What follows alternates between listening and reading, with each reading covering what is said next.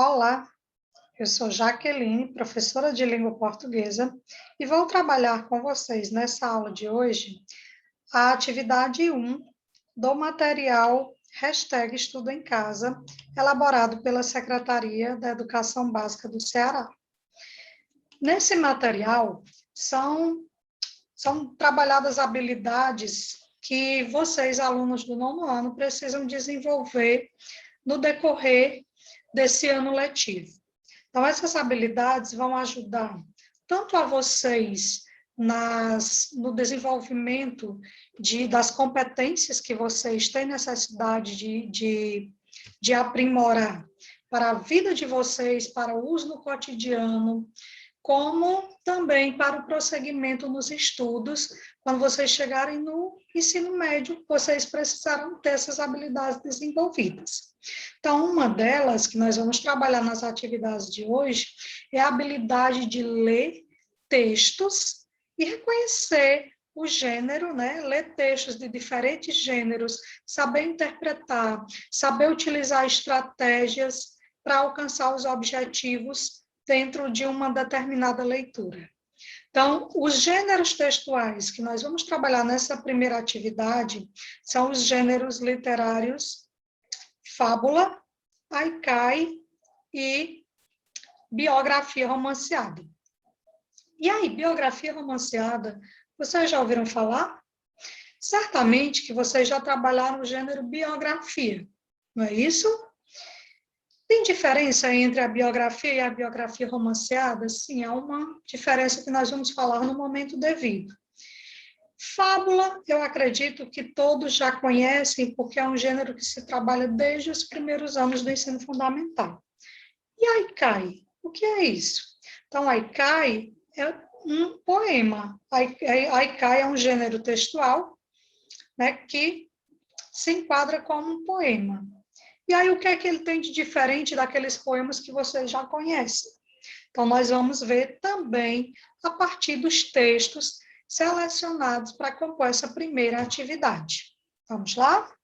Então, o primeiro texto traz como título Daiane dos Santos. Então, quando a gente vê que o título já traz o nome de uma pessoa, especificamente de uma personalidade, né, de uma pessoa conhecida dentro do país, ou mesmo mundialmente, né, como Daiane dos Santos, que é uma personalidade do esporte brasileiro, a gente já pode pensar que vai se tratar de quê? Será que seria uma fábula? Acredito que não, né? Um haikai, que é o poema que eu falei, também acredito que não. Então, Daiane dos Santos, título dado ao texto que vai ser a biografia. Então, é a biografia de Daiane. Vocês já conhecem, já ouviram falar de Daiane dos Santos? Quem foi Daiane dos Santos? Vamos ver? Daiane dos Santos é uma das maiores ginastas artísticas que o Brasil já conheceu. Mas sua carreira começou de um jeito bem inusitado. Nascida em Porto Alegre em 10 de fevereiro de 1983, Daiane sempre foi muito atlética. Ela foi descoberta pela professora Cleusa de Paula enquanto brincava em uma praça. A professora apostou no talento nato da menina e convidou-a para treinar na AACETE, Associação dos Amigos do Centro Estadual de Treinamento Esportivo, e depois no Grêmio Náutico União. Daiane já tinha 11 anos, bem mais velha do que a maioria das ginastas iniciantes, mas compensou a idade com muita garra. Tanta dedicação valeu a pena. Aos 16 anos, Daiane conquistou 2 medalhas, prata no salto sobre cavalo e bronze por equipes, nos Jogos Pan-Americanos de Winnipeg, Canadá. Aos 20 anos, tornou-se a primeira atleta brasileira entre homens e mulheres a conquistar o ouro em uma etapa da Copa do Mundo de Ginástica Artística. Foi em 2003, no Campeonato Mundial de Anaheim, Estados Unidos. Daiane venceu a final da prova de solo e encantou o mundo ao som de Brasileirinho, um chorinho do compositor Valdir Azevedo. Na ocasião, executou pela primeira vez um movimento com alto grau de dificuldade, o duplo twist carpado. O movimento ficou conhecido como dos Santos I, e sua variação, o duplo twist esticado, como dos Santos II. Os anos seguintes foram de muito treino, lesões e medalhas. Daiane participou das principais competições de ginástica artística do mundo, quase sempre com bons resultados. Quando se aposentou do esporte aos 29 anos, colecionava dezenas de medalhas, entre as quais 9 de ouro em etapas do Campeonato Mundial de Ginástica Artística. Negra, baixinha e muito determinada. Daiane tornou-se uma grande inspiração para os ginastas brasileiros. Hoje em dia, ela é empresária e participa de vários projetos que divulgam o esporte. Esse texto foi retirado do site Plenarinho. Então, aqui é a fonte, né? Acesso, dia 19 de fevereiro de 2021. O texto que nós acabamos de ler é a biografia romanceada de Daiane dos Santos. Por que romanceada? A biografia, que vocês já conheciam até então, creio eu, é um texto que relata, né, que conta os fatos e acontecimentos da vida de uma pessoa. Esse texto que vocês acabaram de ler, conta os fatos da vida de Daiane?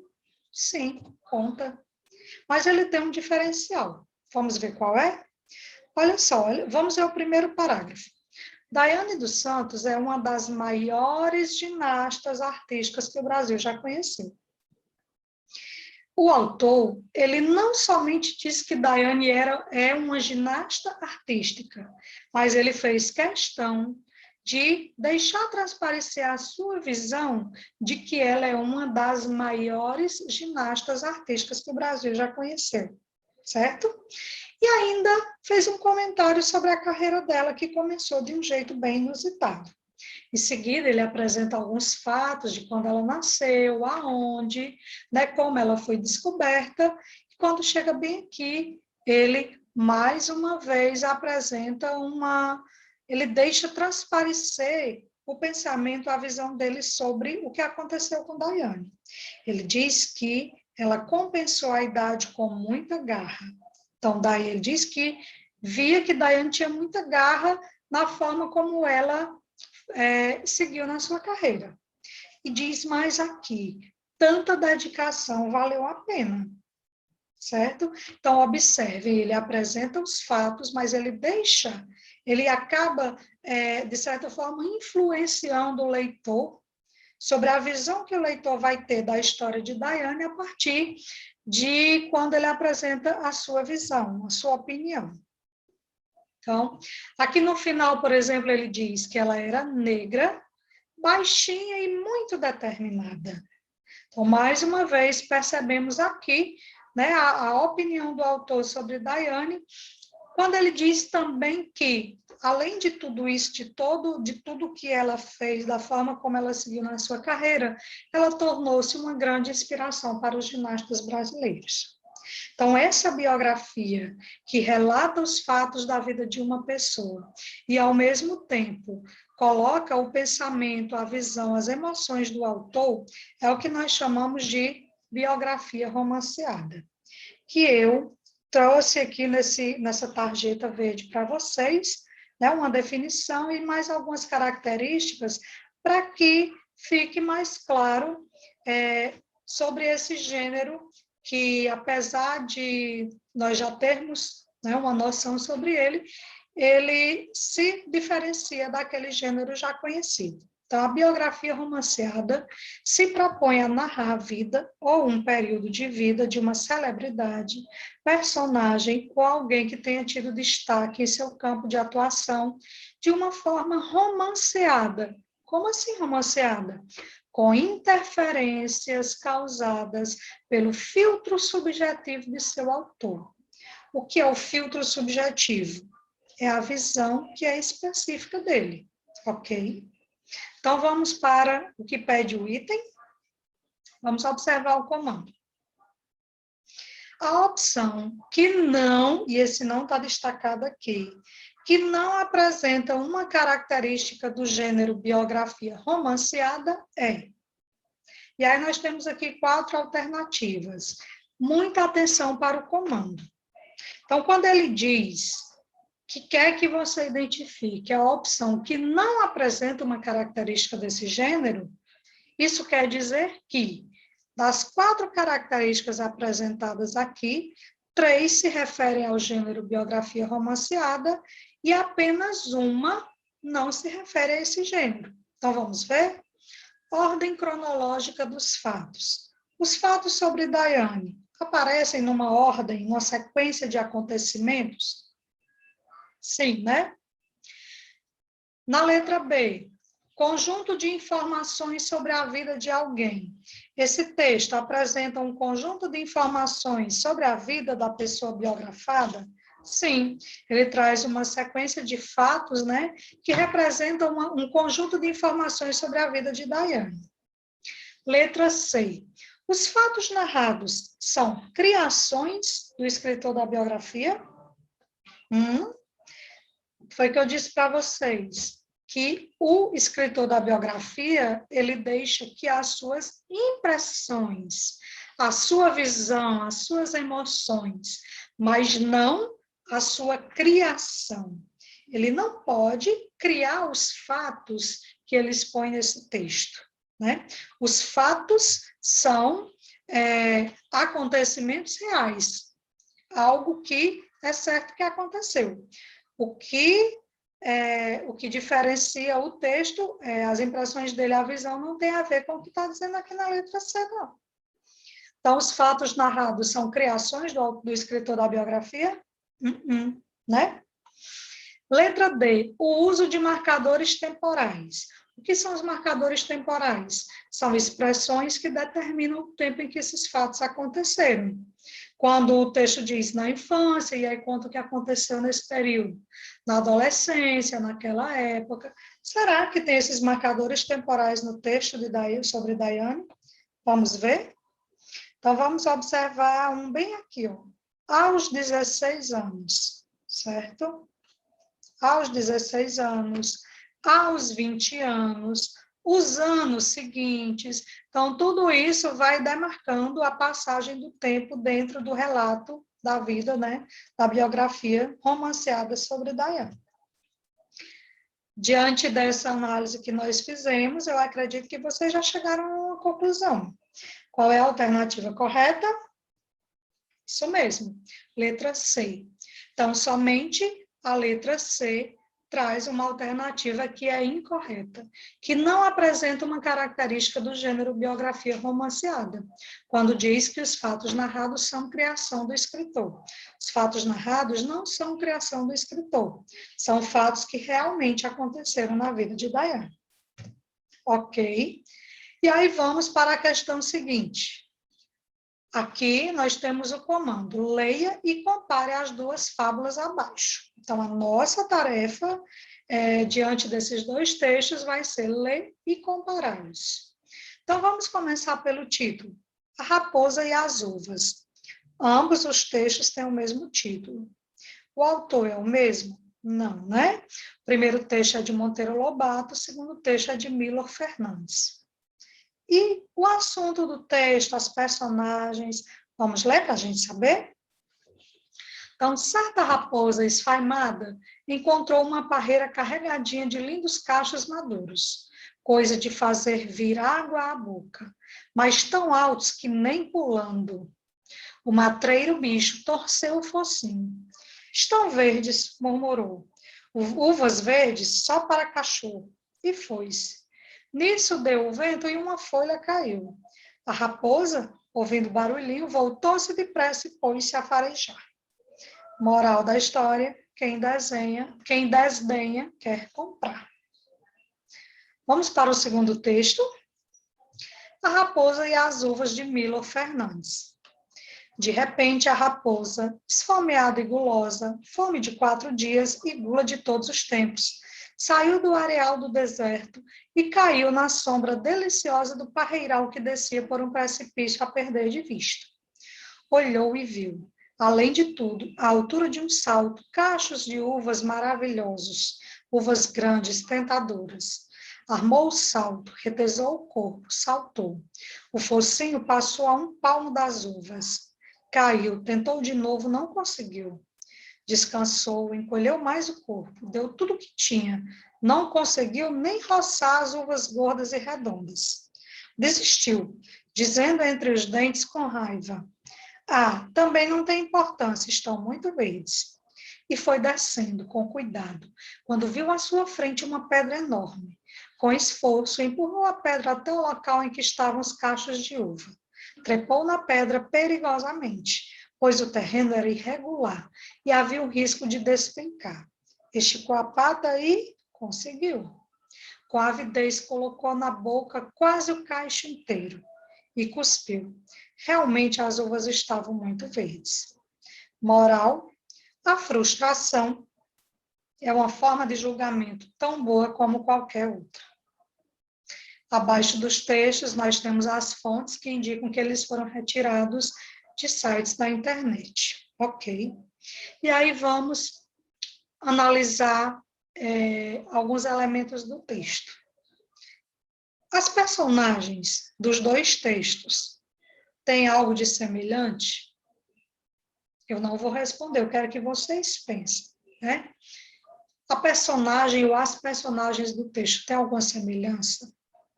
O local onde os fatos narrados acontecem é semelhante também? O enredo, o que acontece na história, tem alguma semelhança ou são enredos diferentes? O desfecho da história é igual? Tem alguma diferença? Acontece algo em um que não acontece no outro? A moral da história tem algo a ver uma com o outro? Então, essas respostas eu não vou dar para vocês. Quero que vocês pensem, que vocês analisem, cheguem a uma conclusão sobre o que pede no comando desse item. Pela leitura das duas fábulas, percebemos que há semelhanças entre elas, que são totalmente diferentes entre si, que as morais da história deveriam ser as mesmas. Observem que aqui a expressão moral da história está no singular, as está no plural. Não está havendo aqui uma concordância. É um erro aqui? Não, né? Então, moral da história aqui está como expressão no singular porque se refere ao elemento de cada um dos textos, ok? No entanto, como são dois textos, a questão trata como as moral da história. Então, que ter mudado as moral da história causou algum prejuízo a elas? Eu quero que vocês analisem cada um desses itens e vejam se eles têm fundamento, de acordo com o que vocês puderam analisar no texto. Para ajudar a compreender melhor o gênero, eu trouxe nessa tarjeta verde uma informação sobre a fábula. A fábula é um texto basicamente ficcional, cujos personagens, na maioria das vezes, mas nem sempre, são animais. Outra característica desse gênero é que quase sempre apresenta um ensinamento moral, fazendo alusão, quer dizer, fazendo lembrar comportamentos humanos por meio de construções metafóricas ou simbólicas. Então, os acontecimentos das fábulas muitas vezes se referem a comportamentos das personagens daquele texto, mas que fazem referência, que podem ser comparados a comportamentos dos seres humanos. Então, quantas vezes nós não já vimos alguém desdenhando, falando mal de alguma coisa, né, como se não tivesse nenhum interesse, mas que, na verdade, tinha, só porque não conseguiu ter, né? Então, eu posso muito bem dizer, aquela bolsa que eu vi lá na loja, não quero, muito feia aquela bolsa. Por que eu digo isso? Porque eu sei que eu não vou conseguir comprar. Mas, no fundo, eu estou aqui morrendo de vontade de ter aquela bolsa. Ou nós podemos também comparar alguém que conheceu alguém que é muito popular, que fez um grande círculo de amigos, mas que aquela pessoa nunca chegou para mim e convidou para ser amiga dela. Então, eu vejo ali um distanciamento entre mim e ela, e eu digo, aquela pessoa não é legal, não quero nem saber dela. Então, eu fico desdenhando. Mas, no fundo, que diz, como diz a moral da fábula, quem desdenha quer comprar. Então, são comportamentos narrados na fábula dos animais, né, nesse caso aqui, mas que podem ser representativos de comportamentos que são também adotados por alguns humanos. Ok, gente? Vamos para a próxima questão. Leia os haikais abaixo. Nós temos aqui texto 1 e texto 2. O que é o haikai? O haikai é uma espécie de poema, só que ele traz uma estrutura, né, um pouco diferente ou muito diferente daquele poema que nós conhecíamos com muitos versos divididos em várias estrofes. O haikai, ele tem somente 3 versos que compõem uma única estrofe, ok? Pode trazer rimas, como também pode não trazer. Então, vamos ver aqui se algum desses textos apresenta rimas. Texto 1, de Paulo Leminski, ameixas, ame-as ou deixas. Então, o texto é composto por esses únicos 3 versos. Tem rimas? Sim, ameixas e deixas. Então, esse primeiro haikai, ele fala sobre elementos da natureza. Vamos ver o segundo? Assombrada por você, minha sombra se esconde de mim. 3 versos, uma única estrofe, fala sobre elementos da natureza? Não. Fala sobre um evento pessoal, sobre algo particular do eu lírico, né? Sobre algo particular de uma pessoa, da pessoa que se apresenta dentro deste poema, ok? E aí observamos aqui também que dos 3 versos que compõem cada um desses haikai, o primeiro e o terceiro verso, eles são um pouquinho mais extensos do que o segundo verso. Isso acontece no primeiro texto e acontece também aqui no segundo texto. Primeiro e terceiro versos são mais extensos do que o verso segundo, ok? Vamos lá à questão. Sobre os 2 haikai lidos, percebemos que a estrutura de estrofes e versos é semelhante. É semelhante? Que a estrutura de estrofes e versos é disforme, ou seja, que foge ao padrão, é um poema de estruturas e versos deformados, ou eles seguem um determinado padrão? Que apenas um dos haikai apresenta rima, ou que textos em haikai podem ter mais de 3 versos. E aí, para ajudá-los a analisar melhor essas questões, a compreender um pouco mais sobre o haikai, eu trago aqui nessa tarjeta verde algumas informações sobre o gênero. O haikai é um gênero poético de origem japonesa. Ai significa brincadeira e kai, harmonia. Então, o haikai é um jogo que o autor do poema faz com as palavras e que elas têm uma harmonia entre si. Que harmonia é essa? A produção de sentido. Então, embora seja um texto bem pequeno, mas é um texto que tem sentido, ok? Assim, o haikai é um poema criado para explorar temas de forma alegre e com apenas 3 versos. Suas características principais são concisão, é um poema curto, bem resumido, bem enxuto. A simplicidade, ele não traz uma linguagem de difícil compreensão. A construção de uma imagem visual.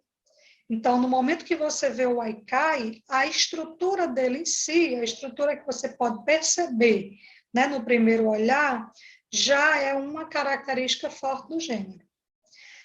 A tematização da natureza, ou seja, ele contempla, ele fala de elementos da natureza. A exposição de um evento particular. Então, aqui no primeiro texto, nós temos, né, ele é uma tematização da natureza. O tema fala de elementos ligados à natureza. No segundo, é uma exposição de evento particular, ou seja, o texto fala sobre a própria pessoa, sobre o próprio eu lírico. E ele captura o momento presente. Então, ele a forma como as palavras são colocadas, como a ideia é colocada aqui, contempla o momento presente, o momento que está se vivendo agora. Ameixas, ame-as ou deixas. Então, é agora. Ou você ama ou você deixa. No segundo, assombrada por você, minha sombra se esconde de mim. Então, algo que acontece também no tempo presente, agora. Certo? E aí, como é que vocês vão responder essas questões? Como é que eu vou saber qual foi a alternativa que vocês escolheram? Então, eu preparei uma atividade com essas questões no Google Forms. É uma plataforma que vocês não precisam baixar nada no celular de vocês. Como é que vocês vão fazer para ter acesso a essas questões? Vocês vão clicar no link que está aqui na descrição desse vídeo. E eu vou colocar o mesmo link também aonde? No comentário abaixo do vídeo. Então, basta você clicar no link que vai estar em azul na descrição do vídeo, ou então no link que vai estar no comentário também desse vídeo. Você vai direitinho, o seu celular ou computador vai te levar direto para a página onde está a atividade. Vou mostrar aqui para vocês, ok? Só um instante, vamos chegar já lá. Olha só, quando você clicar no link, você vai vir para essa página aqui. Estudo em Casa, 9º ano, volume 1, atividade 1. E aí, depois dessas orientações, você vai responder aquelas mesmas questões. Só que como é que eu vou saber quem está respondendo? Você vai se identificar aqui. Vai digitar o nome, clica, digita o nome da sua escola. Clica, digita seu nome. Clica aqui, digita sua turma. Turma A, B, C. E aí depois vem aqui a primeira questão. Leia e compare as duas fábulas. São os mesmos textos que eu acabei de ler para vocês. E aí responde ao item que segue. Aqui vocês não precisam marcar nada, tá? Pela leitura das duas fábulas, percebemos, e aí tem as alternativas. Em seguida, vem a outra questão dos haikais e vem as alternativas que vocês vão escolher depois de analisar, ok? E aí, como é que vocês vão saber se acertaram essa questão?